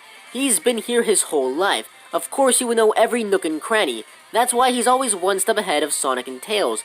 He knows this island, and this island is dangerous. It's foreign territory to Sonic. It's filled with traps, tricks, everything here wants him gone. And that's what makes Sandopolis Zone so damn annoying. It's a lot like Marble Garden, where the player is being forced to move at a slower pace than the previous levels, ruining the flow of the game. Another gripe I have is that the level just blends together too much, and it could get easy for someone to get lost. I know I did when I was a kid, but I do gotta hand it to this guys. This is the first 16-bit game to really make me feel hot. I mean, look at that background, I'm just sweating looking at it. But the first act is passable. Not the best in the game, but it will suffice.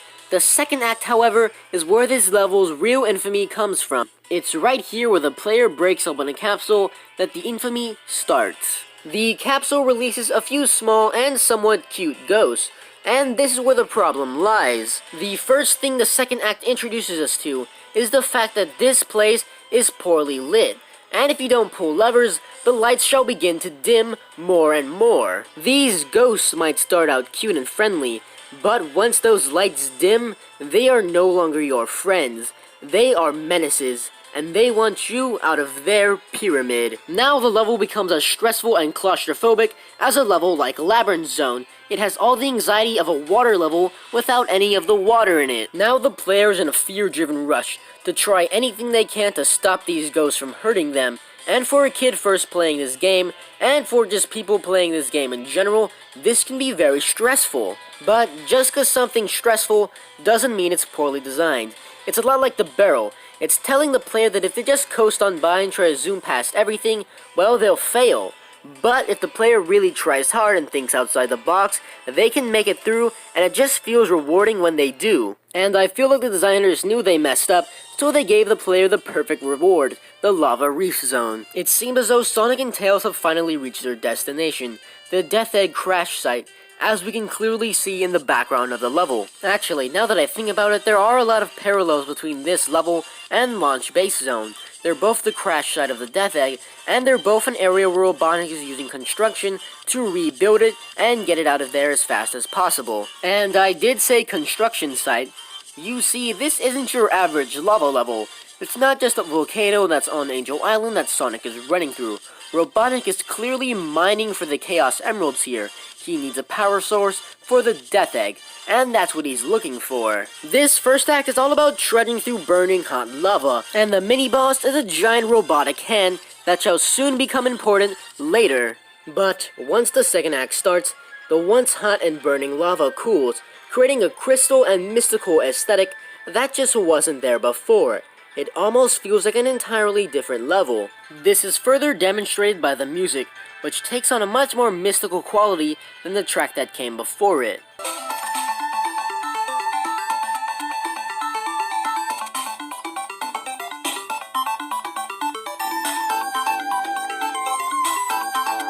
And this second act is where things really start to shake up in terms of the story. Finally, Sonic has reached the Death Egg, but still, he is at no position to demand anything. After a boulder is dropped on his head, he is pushed all the way back down. Far down enough to see the Death Egg, and power return to it. Despite the similarities between this level and the Launch Base Zone, no longer are we just zooming on by with a chill beat playing in the background as we head for Dr. Robotnik's Death Egg. No, now Sonic is the one that's at a disadvantage. He must now survive a barrage of missiles in an environment where lava is hotter than ever before. It's like surviving hell, and it is incredible. And once the player makes it through here, they can make it through the Hidden Palace Zone, But before we talk about that, we must talk about the reward that the Super Emeralds bring to the table. Now, I think we all can agree, Super Sonic is awesome. Not only is he faster than regular Sonic, but he can blast through enemies without even a sweat. He has a higher speed, higher jump, everything about him is simply better than regular Sonic. But there still is challenge. You'll have to watch your ring consumption, make sure you don't drown or get crushed. Really, all this is just realistic gameplay options that need to be implemented so Super Sonic doesn't completely break the game. But here's the thing, that's when talking about the Chaos Emeralds, a byproduct of all the chaotic energy in Sonic's world. Well, what happens when all that chaos is quelled? Some might even call it perfect chaos.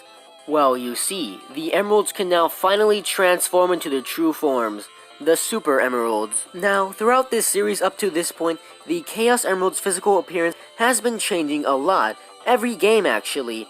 But it's not until Sonic 3 when they can now take on their true form, which they shall stay as for the rest of the series. And the ultimate reward for the player is the greatest transformation in Sonic history, Hyper Sonic. Now, Sonic no longer has to glow only the single color of a golden Super Sonic, but now he can flash all the colors of the Chaos Emeralds in rapid succession, with bright energy sparks flashing all around him at all times. Not only that, but he is also twice as fast as Super Sonic and can jump as high. And speaking of the jump, he has a screen-clearing double jump that allows him to travel in any direction he sees fit. And Hypersonic has the incredible ability to not being able to drown underwater, making the water sections a piece of cake. All of this truly combines to create one of the greatest rewards in any Sonic game. But now, let's return back to the Hidden Palace Zone. And well, it's barely a zone at that. Really short, really quick, and really fast, and with only one enemy in the entire zone. But all of that is okay. The Hidden Palace Zone knew exactly what it needed to be. It needed to be one giant interactive cutscene. This cutscene shows us that the Death Egg has begun rising back into the sky once again. It is here where the player can finally encounter Knuckles, this clown that's been messing with you ever since the beginning of this game. Now the player can finally take him out. Quick question though. What is this mural? That's right, this ominous mural is just hanging out right on top of the fight. All like, Oh, hey guys, how you doing? I'm just chilling right here. this mural brings up so many questions about this game. Like, this little guy right here is clearly Sonic with the spikes, but is that robotic? Why is he so large? Does his size have anything to do with this giant robot hand we fought earlier in the Lava Reef Zone? And also, what is he doing with the Master Emerald? He shouldn't have that, but he clearly does. All of this brings up so many questions about Knuckles, his heritage, his ancient civilization. Maybe he's not just an idiot who got tricked by Robotnik. Maybe he's heard of some kind of prophecy and he's trying to stop this from happening. Knuckles has spent his entire life alone and isolated on this island. No friends, no family, and no one to help him figure out this type of stuff. He literally thought Robotnik's space station was an egg for a dragon. Knuckles clearly doesn't know that much about the outside world, or else he wouldn't have been tricked by Robotnik. So who knows how he interpreted this mural. Maybe he assumed that Robotnik is trying to protect the emerald and take it back from a crazed, power-hungry Hypersonic. And right when you start to piece things together, whoop, the fight is over now. Yep, despite the fact that two title characters are now going one-to-one, no traps, no gimmicks, nothing in between you all. It's just your bare skill. Well, this is probably one of the easiest fights in the entire game. But this is all okay, because Knuckles isn't your true enemy, despite what he may believe. Not everything has led up to this point. We are all fighting against Robotnik. You have previously fought for the Chaos Emeralds to obtain the power of Super Sonic. You have fought through 14 special stages to activate the true ultimate power of the Chaos Emeralds. Once that chaos is quelled, and they can become the Super Emeralds, you have unlocked Hypersonic. Knowing all that, knowing very well the power of these emeralds, Dr. Robotnik runs off with the most powerful one of them all. This leads to Knuckles being electrocuted off of the emerald after he tries to take it back from Robotnik, and our trio being shot down into a pit. Knuckles gets back up and runs to a door and ponders for a moment. This sprite right here is important. It shows the care and attention that Sonic Team are putting into this game. It also shows us that Knuckles knows how to learn from his mistakes, and he's not just a dumb idiot. After alliances shift again, Knuckles says boom to that wall, because this is his island. But instead of immediately running off screen, the poor boy is tuckered out, and leaves it to Sonic and Tails, the guys he thought were behind this, to save his island.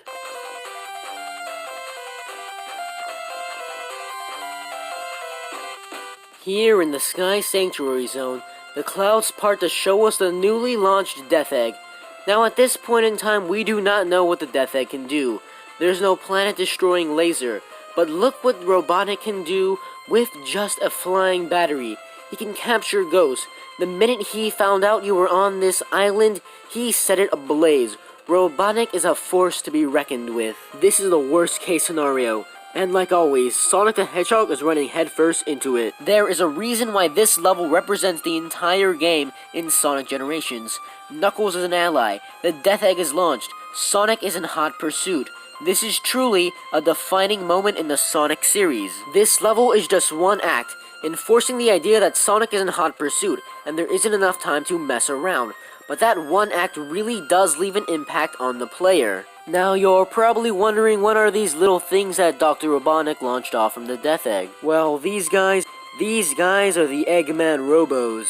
The Eggman Robo is one of Dr. Robotnik's few elite badniks that is smart enough and capable enough to handle his large machinery that he usually only leaves for himself. Because of this, Robotnik could easily trick Knuckles into believing the Eggman Robo was a rogue machine that's trying to claim the island. This is why for Knuckles' playthrough, you fight the Eggman Robo instead of Robotnik. Now clearly the Eggman Robos in Sonic's playthrough aren't meant to be this giant threat. They are simply meant to represent that Dr. Robotnik is an invading force, something that can take over even a sacred, forgotten about land. This is further emphasized by the fact that we can even see animals running away from them, meaning that this is their first time here. Despite the main badnik of this level not meant to be a threat, and simply being a storytelling device, this is a deceptively hard level. Due to it taking place in the sky, if the player is careless, it is easy for them to fall off the level into a bottomless pit, or have to fall down and backtrack all the way back again. Here we come across the first boss, and Well, I'll be damned. I remember that. this throwback fight is probably the ultimate way to show progression in this series, from how developers of these games have truly advanced and mastered the Sega Genesis, and how you have players have come past not being able to figure out the first boss of Green Hill Zone. Once that fight is over, we move on to the second throwback fight in the level. It's the Metropolis Zone boss, and we all remember just how much of a pain Metropolis Zone was. This shows us that whatever problems we had in the past, whether our Sonic Team the developers, or you the player of these games, we have surpassed them and can now easily go past them. After defeating those two bosses, we can finally go head-to-head with Mecha Sonic in the third and final callback fight in the level. And sure, Mecha Sonic might just be a retread of the Robo Sonic fight from Sonic 2, and I guess you could say it's a little bit easier since now you have rings, and he doesn't shoot out spikes. But Mecha is still a memorable villain that I wish got a little bit more love, not because of his fight with Sonic, but because of his fight with Knuckles. Sure, adding Knuckles onto anything nowadays might be a meme, but for 1994, it really just works. And with Knuckles being introduced as a playable character, now the developers could focus on story more than they ever have before. We know that the Chaos Emeralds matter, simply because of nifty little bonuses and extras in the game. But here in Sonic 3, they are integral to this game's story. This scene in the Hidden Palace Zone makes it feel like the game is breaking its own rules. The Chaos Emeralds always seen as an extra little bonus, but the end score never really changed. But here, in the Hidden Palace Zone, we can really see that these Chaos Emeralds are truly important. And it is here in the Sky Sanctuary Zone where we see why Knuckles is the guardian of the Master Emerald. Turns out that Mecha Sonic survived his debacle with his fleshy doppelganger, and is out for blood, even going so far as to kill one of his own teammates to try and stop Knuckles. The Eggman Robo is as smart and capable as Robotnik himself. He is the main antagonist for Knuckles' run, and just like that, he is gone. This shows us just how much more efficient Robotnik has gotten at building these machines. He's no longer a prototype. He can no longer barely just hold his weight against Sonic. he can take out even the smartest of Robotnik's machines. And while the first phase is very similar to Sonic's, the second phase is where things really get interesting. Once the Mecha Sonic robot looks like he's defeated, he has a trick up its sleeve, the Master Emerald. Mecha Sonic, using the immense power from the Emerald, is able to charge up and transform into Super Mecha Sonic. Not only is this fight great just because it's just cool and fun, but also it shows us that robots can attain super forms, and it also shows us why Knuckles is the guardian of the Master Emerald. Knuckles can be a bit of an idiot. He was actively helping the bad guy and impeding what turned out to be the good guy of this story. And sure, he might have been able to take out Super Sonic once, but once he decides to take on Sonic one-on-one, he gets his ass handed to him. But it is here in Sky Sanctuary Zone where Knuckles proves his worth. The first phase could be seen as Knuckles making up for his poor display against the regular Sonic, but the second phase is where things really get interesting. We know that Knuckles is strong enough to take out Super Sonic, and it also shows us that Knuckles is perfectly capable of taking on a power-hungry version of Super Sonic, the same version that Robotnik had told him about in the beginning. In some ways, the Mecha Sonic fight here is the fears that Knuckles had since the beginning of this game. Yeah, it's like poetry, so if they rhyme. And if we are to believe that this does take place after Sonic's story, that means that technically, Knuckles is the last one to take care of the threat of Robotnik on his home turf. I think it's fitting that Knuckles' adventures remain on Angel Island, leaving Sonic to chase Robotnik into the Death Egg, the machine that has been plaguing the planet since Sonic 2.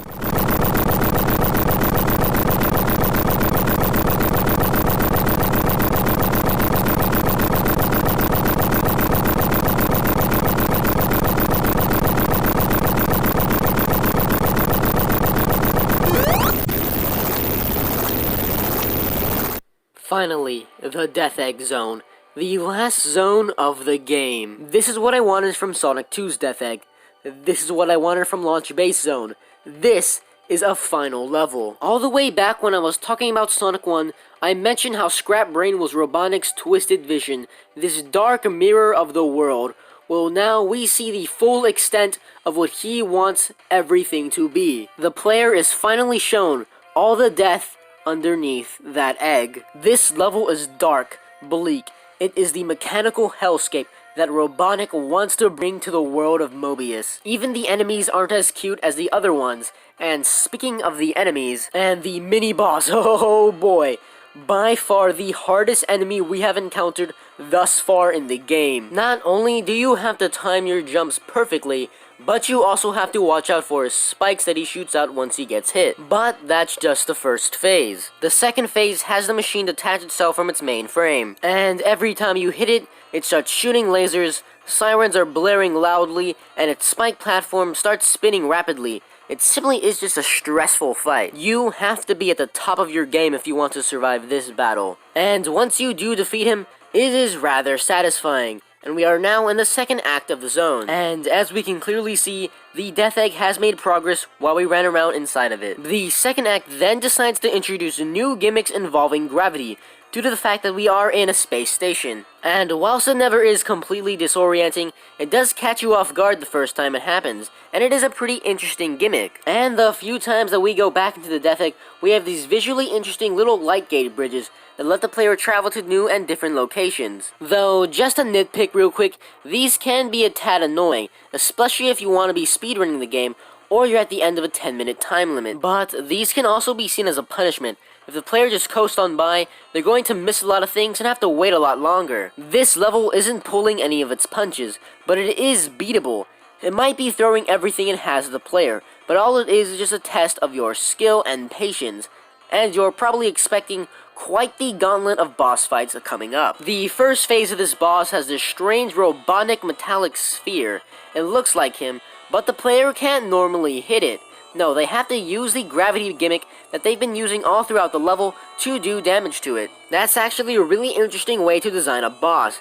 Using a gimmick associated with the level really tests the player's skills. Did they learn anything, or were they just coasting on by? And it is here where we move on to the second phase of the fight. Turns out that everything up to this point has simply been child's play. Robotnik appears in a mech, larger and stronger than ever before, that at first we can only attack its fingers. This shows us that we are well past the days of the Death Egg in Sonic 2, and we move on to the third phase of the fight. The giant machine rises from the depths, destroying the floor underneath our player's feet. It starts shooting fire at us out of its nose. The loud footsteps, the blaring music, the entire atmosphere screams, "This is it. This is the climax." And it is here that we see something we have never seen before in a Sonic game.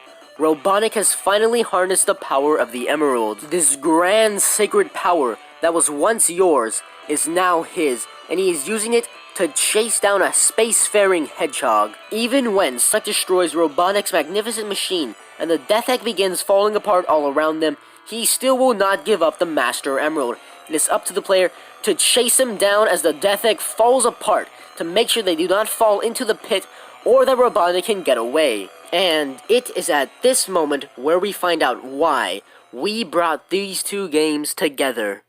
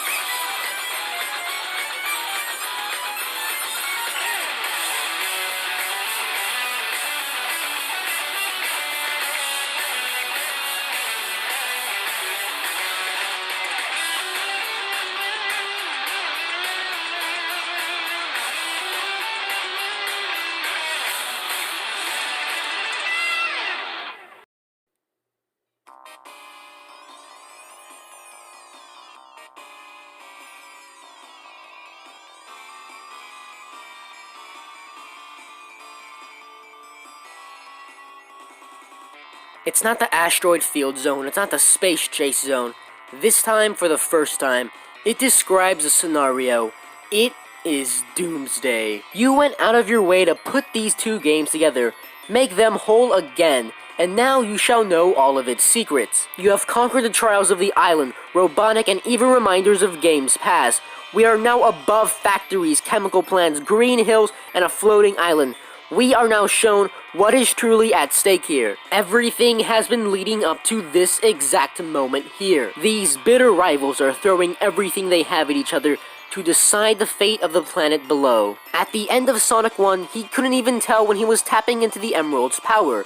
Look, he clearly doesn't know what he's doing here. But eventually, he learns to harness this power. But even then, once Sonic 3 rolls around, we can see he can barely hold this form together, and one swoop and it's gone. But now Sonic is bursting with more energy than he ever has had before. But just because you have more power doesn't mean this level is a cakewalk. The developers managed to make a real, genuine challenge for Super Sonic. It's at this point where the player is most likely able to understand how Super Sonic works. And we do know that he does need a 50 ring threshold to activate. And it is clear that in this setting, that he cannot dip below those 50 rings. Not just that, but the boss is not right in front of us.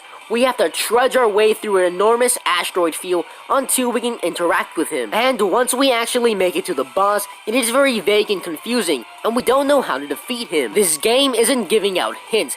You need to think these problems through and figure them out. It's the same thing with the barrel, and once you defeat him and figure out how to guide the missiles back into him, Robotnik still will not give up. Now all Robotnik can do is run from Sonic, and that goes about as well as you'd expect.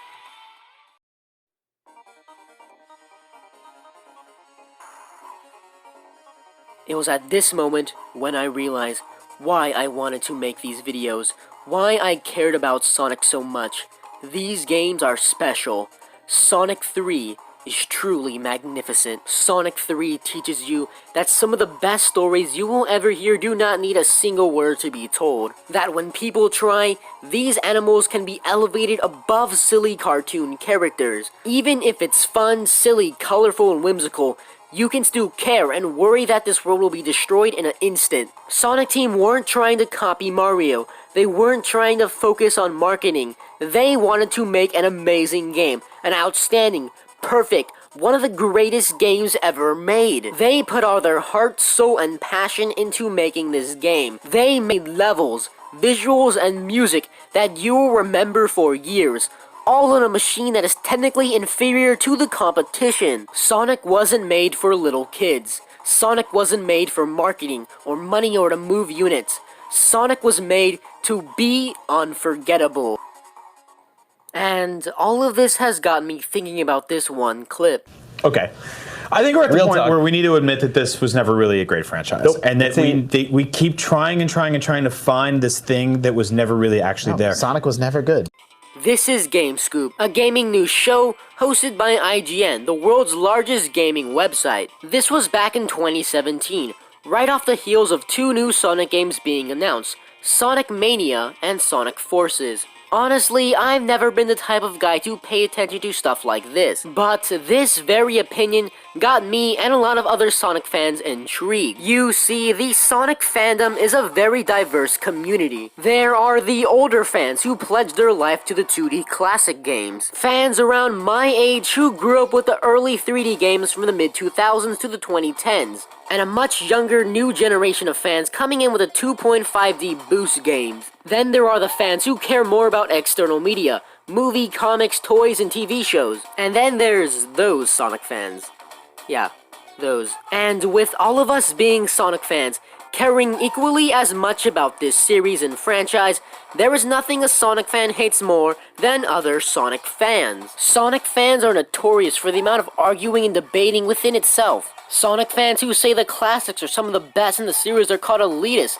People say they are afraid of change and always complain about them always being nostalgia blind. And the people who like the mid-2000 games are called try-hard edgelords who don't have a sense of a quality game. And all the people who like the newer titles are just labeled as dumb idiot children who don't know any better and also don't have a sense of a quality game. All these Sonic fans are divided, and it was only when IGN came out to say what they had to say is when they all banded together. This video was slammed into the ground. They even made a petition to make IGN apologize. And don't get me started on the like to dislike ratio on this video. Damn! The Sonic fanbase might be divided, But we are still Sonic fans, and when we all work together, we can truly be a force to be reckoned with. But 5 years ago, back in 2017, I was not that type of fan. I remember back in 2017 when I stumbled upon the infamous IGN clip. And instead of heading into the comment section and complaining about IGN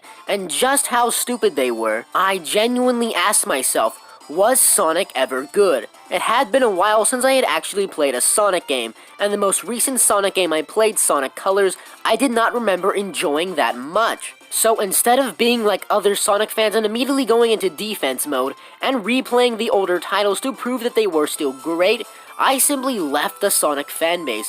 All the way up until late 2018, I practically avoided Sonic. I avoided playing Sonic Forces and Sonic Mania. I thought Sonic Forces would be another buggy, glitchy mess like Sonic 06, and I thought Sonic Mania would end up like Sonic 4 being a disappointment. That was until YouTube recommended me this video. Hello there, I'm Nick, and this is The Game Apologist, where we look for the good in bad games. This is Mr. Game Apologist from the world-renowned YouTube channel of The Game Apologist. Like so many other Sonic fans, he saw IGN's infamous clip and was furious. And like so many others, he asked himself if Sonic was ever good. And he went to go replay the original Sega Genesis titles and prove to everyone that they were quality games. And when I saw that video, I just felt invigorated. I wanted to get back into the Sonic franchise. So I bought Sonic Mania, and I loved it. Some of the earliest videos on this channel, before I knew how to edit, before I knew how to do anything, and I was just recording them with my phone, was me playing Sonic Mania and my initial reactions to it, and I was having myself a jolly good time. I then replayed the older Sonic games, and I'm clearly inexperienced because I hadn't played them in a couple of years, as you can see, but I still was having fun. I was learning to love Sonic again, and I learned why I loved him for so many years, and why so many people were defending him at the time. It was right here, when everything had come together. I had spent the last few years trying to play as many Sonic games as I could, but because of Michael Jackson and other things in the way, Sonic 3 was just out of reach. Until I could reach it, until I could beat it, until I could experience what I had been missing this entire time. Now I know what you're probably thinking. The Sonic series is more than these 3 old games, and I know, there was some great stuff down the line, but I had to go back to show everyone, and maybe even myself, that Sonic wasn't just good, but for a small moment in time, he was on top of the world, for everyone to see.